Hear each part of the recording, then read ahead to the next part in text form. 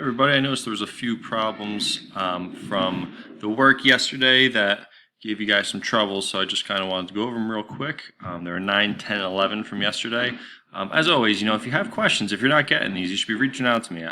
There's a lot of people that had these questions wrong. I should have seen a couple of questions on the question sheet saying, I don't understand number 9, I'm getting number 10 wrong, and then we can work with it.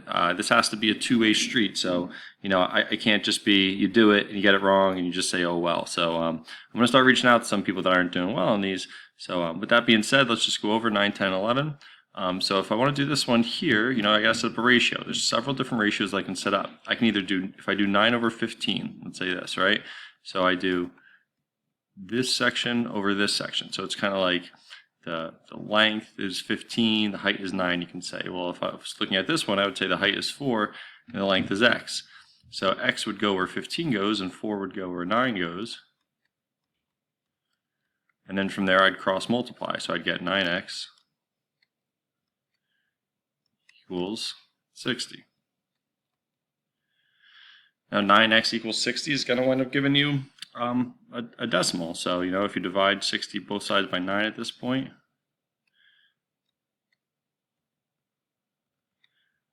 you'd wind up getting 6, which would be 54, and 2/3. So that would be your answer for this one. 6 2/3 is what x would equal. I believe on their sheet, on their answer sheet, they have 20 over 3, so they just simplify this and left it as 20 over 3, which is fine to leave it as an improper fraction or write it like this.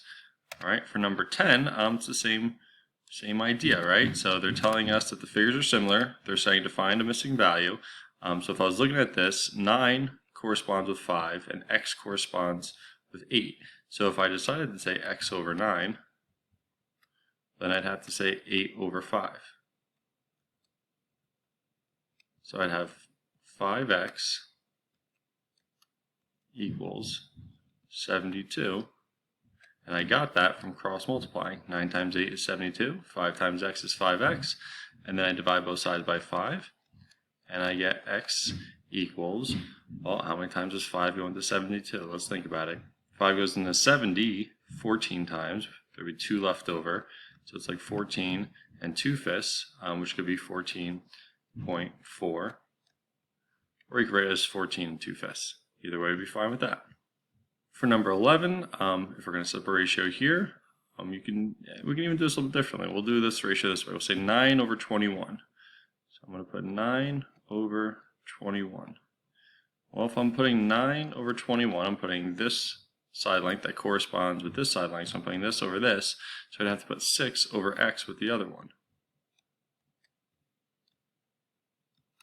And then if I cross multiplied, I would get 9x equals 126. And then from here, if I divide both sides by 9, I would get x equals 14. So that is how to do problems 9, 10, 11 from yesterday's big ideas.